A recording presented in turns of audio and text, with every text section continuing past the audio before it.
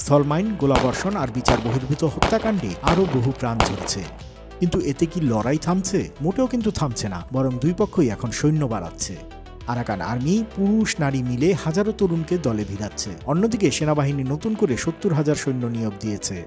রাখাইনের লড়াই শুধু ভেতরের লড়াই নয়, এটা আঞ্চলিক শক্তির খেলার মাঠও। চীনের বেল্ট অ্যান্ড রোড উদ্যোগের অন্যতম মূল কেন্দ্র হল ইয়োউকপিউ বন্দর। সেখানে রয়েছে দুটি গুরুত্বপূর্ণ তেল ও গ্যাস পাইপলাইন, যেগুলো মিয়ানমার হয়ে সরাসরি চীনের ইউনান প্রদেশে পৌঁছায়। আরাকান আর্মি যদি এই বন্দর দখল করে নেয়, তাহলে তা মিয়ানমারের গৃহযুদ্ধে এক যুগান্তকারী পরিবর্তন বয়ে আনবে। বিশ্লেষক অ্যান্থনি ডেভিস পূর্বাভাস দিয়েছেন, এই বছরই হয়তো আক্রমণ চালাবে আরাকান আর্মি। তাদের ৪০,০০০ যোদ্ধার বাহিনী থেকে অন্তত ১০,০০০ সৈন্য নামতে পারে ইয়োউকপিউ যুদ্ধে। অন্যদিকে সেনাবাহিনীও বন্দরের নিরাপত্তায় ৩,০০০ সৈন্য, জেট, ড্রোন আর নৌবাহিনী মোতায়েন করেছে। চীন নিজস্ব স্বার্থ রক্ষার জন্য হয়তো আরাকান আর্মিকে আড়াল থেকে সমর্থন দেবে, এমন ইঙ্গিতও পাওয়া যাচ্ছে। কারণ বন্দর ও পাইপলাইনের নিরাপত্তা বেইজিংয়ের জন্য অগ্রাধিকার। একই সঙ্গে ভারতেরও বড় স্বার্থ জড়িয়ে আছে রাখাইনে, কারণ এখানেই রয়েছে কালাদান পরিবহন প্রকল্প, যা তাদের উত্তর পূর্বাঞ্চলকে বঙ্গোপসাগরের সঙ্গে যুক্ত করবে।